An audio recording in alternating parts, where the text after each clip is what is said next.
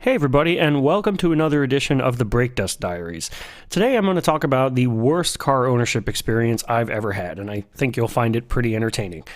Before I get started, I just wanted to remind you to subscribe to the channel.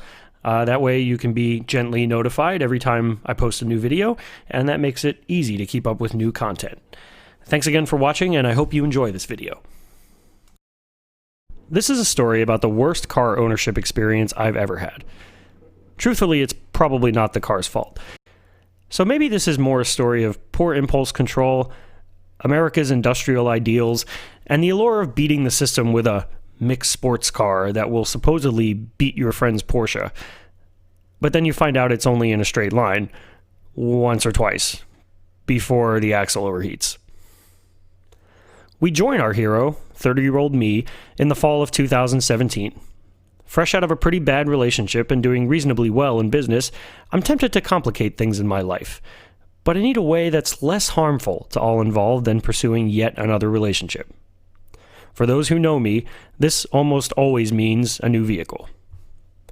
My life can be roughly broken up into segments based on the cars I've owned, and along those lines, this particular part of my life is characterized by big throaty V8 engines, hard, shiny plastic, and a fair amount of frustration and disappointment with my daily drivers. Not to mention one sizable Georgia speeding ticket. My car at this time is a hairy-chested, black on black late model Mustang 5.0 with a manual transmission. Total mullet mobile. When I first got it, I was living out my most lurid of bro dreams every day on my commute. The shine just never seemed to wear off of that accelerator pedal, and I went through a set of rear tires in the first 5,000 miles, ripping it through the first 3 gears at every stoplight. I subjected that poor car to lowering springs, stanced wheels, and Flowmaster 40s, and I also tinted the windows well past the legal limit. It looked properly menacing, and you could hear me coming from a mile away, all 31 years old of me. For a while, the endless torque and the way the back end would give the front end the silent treatment anytime you really got on the power was novel and exciting. Every on-ramp was a chance to stretch out that fantastic lunk of an engine and stare death straight in the face as a bonus. But honestly, I drive an enormous amount for my business, and the car's few thousand emerging rattles and increasingly blown shocks, my own fault admittedly, started to wear on me even inside a year of ownership.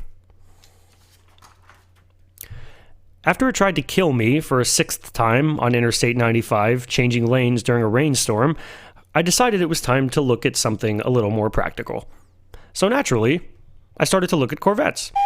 That September, I confidently strode into Greco Chevrolet to test drive a new C7 Corvette and was wholly ignored. In hindsight, my appearance in my car undoubtedly painted me as some sort of vagrant tire kicker. It took another month before I stopped being salty about it and tried again. This time, Doug, my eventual sales guy, helped me out a lot. We chatted, and he determined I wasn't out joyriding, so he took my license. What seemed like an agonizingly long time later, Doug pulled around a beautiful Watkins Glen gray metallic 2018 Corvette Stingray that would eventually become mine, and motioned for me to get into the driver's seat. Handing me back my driver's license, he let me get comfortable, and I scanned the gauges to find that GM really had upped the interior game on the C7. The articles online were not lying. Waving to my dad, who had joined me and was smiling ear to ear watching his car enthusiast son mess about, we rumbled out of the parking lot. Doug really didn't have to say or do anything at the end of the day. The first time I floored it, I was sold. I didn't expect it to be that much faster than the Mustang I had just gotten out of. The 5.0 has 435 horsepower versus this Corvette's 455, so not a huge power difference on paper. But the way the C7 leaps forward at any speed is really hard to describe, and it was more so than any car I'd ever driven. The engine had truly inordinate amounts of available power and torque at almost any RPM that seemed completely out of step with the numbers on paper. It was a very impressive package in that setting.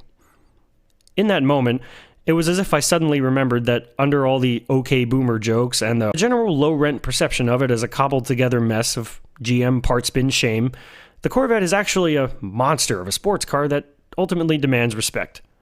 Also, it was reasonably comfortable, and this one had a banging stereo, so by the time we got back to the dealership, nothing was going to talk me out of it, of course.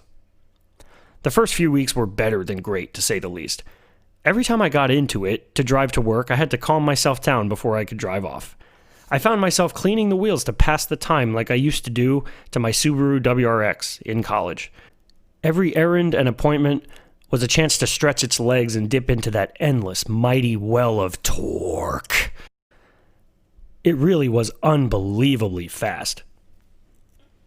On top of that, everyone who asked me how I liked my new car got an earful of the virtues of American engineering and the power of simplicity.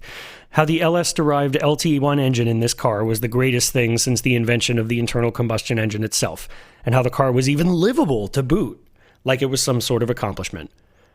No doubt I was insufferable. But hey, when you're stoked, you're stoked. That winter, so a couple of months after I got it, I took a road trip to see some friends in North Georgia.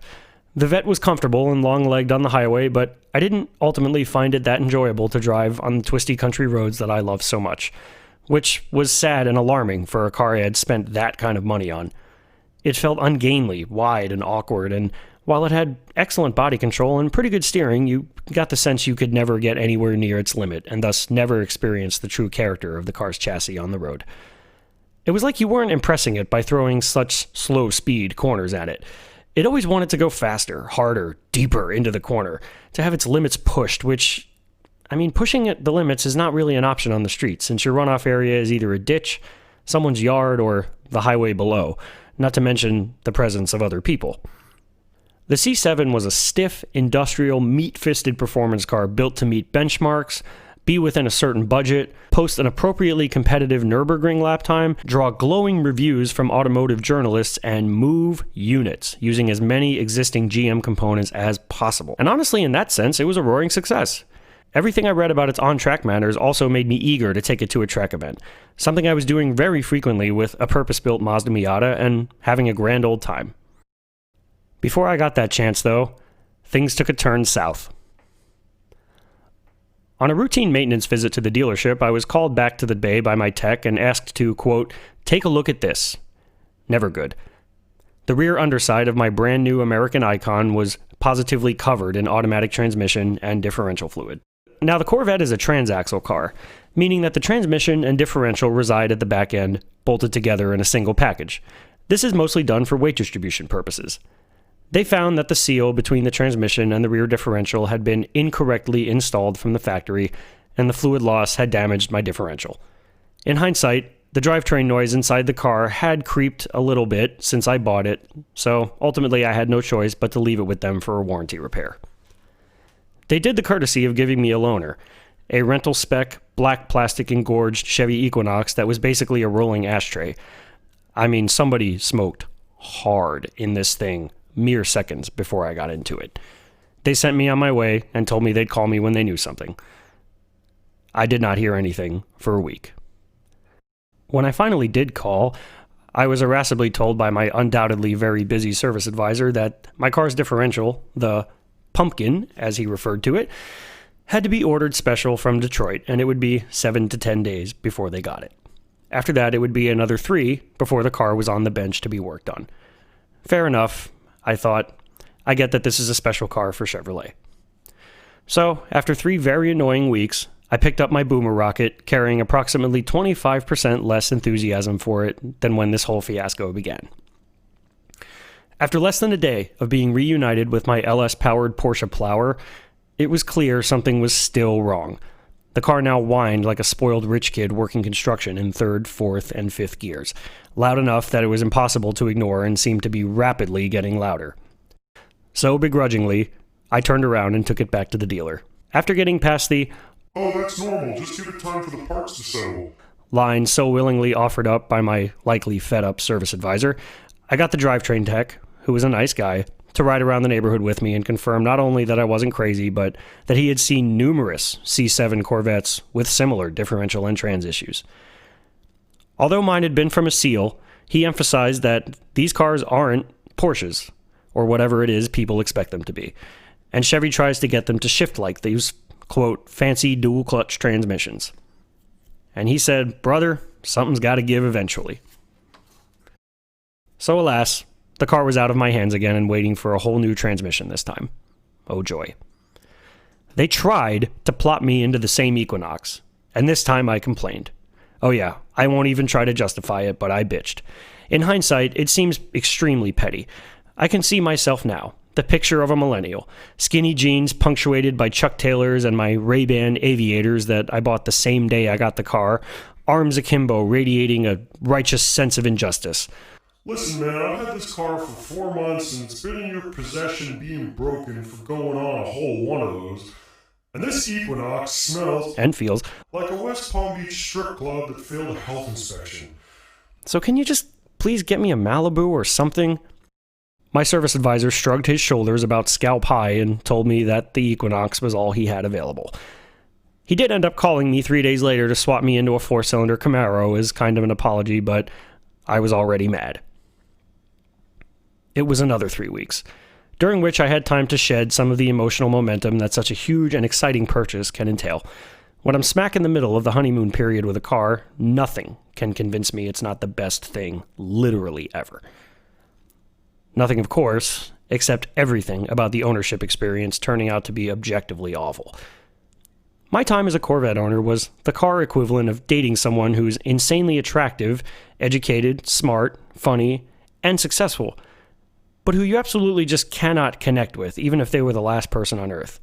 You keep going out with them because you keep asking yourself, how could you not want this? But ultimately, when one of you has to go out of town for business and you're apart for a few weeks, you get the chance to reflect on what you bring to each other's lives. During this time, I realized a lot of things about my pointy, fast, and phallic daily driver. Cars say a lot about their owners, and this one was absolutely no exception. It unavoidably sent a message to people that I didn't want to send. One that I thought my cheap sneakers, self-deprecating humor, and overuse of the word dude might overcome. Sort of an, I spend money so people know that I have money signal. And as much as I hate having to think about such a thing, it ultimately proved inescapable. Work was perpetually awkward. Hey, business must be great there, eh, buddy? First dates were impossible. Wow, this is yours? Jeez. My friends all made fun of me for being an old man, and actual old men in comfort shoes and naval battle group hats regularly regaled me with unwanted tales of Corvettes they had owned, while I was invariably late for something. Driving it to get tacos in basketball shorts and a t-shirt felt incongruous and weird, which was a new sensation in my life. The people in other Corvettes who waved at me all looked like they would have attended the storming of the Capitol on January 6th, 2021, which at that time was still 3 years into the future, and I think I hated that part most of all. I believe firmly that a car community's makeup says a lot about the car's merits, and this one was no exception in that respect either. It was great from a performance standpoint, yes, but at the end of the day, the C7 is much like a project done by a student who was given 7 do-overs, while the rest of the class only got the one shot. A privileged rich kid with their errors and oversights being called out and explained in depth before the professor finally gives up and accepts and grades their submission. Because everyone knows they didn't read the assignment, they didn't come to class, or even read the syllabus. They grew up wealthy and everybody just wants them out of their hair because they know at the end of the day they won't really struggle in life. Chevy knows that at the end of the day, no matter what the Corvette is, lots of people are going to buy it no matter what. By contrast, Porsche, Ferrari, Honda, and Aston Martin, despite their acumen, have been to every lecture, or in Ferrari's case, at least most of them. They take notes, and when they get an 86 on the midterm, they go home and study harder for the final. Because they understand that obvious dedication to your craft inspires a special kind of loyalty. One that you can't get from simply showing up and sounding good. Corvette whines to the professor about their 63 and gets them to change it to a 75, and then goes out and gets shit-faced to celebrate that Wednesday night. And we're supposed to praise this guy for his work ethic? Come on, give me a break. For years, Corvette owners had suffered the model's many shortcomings.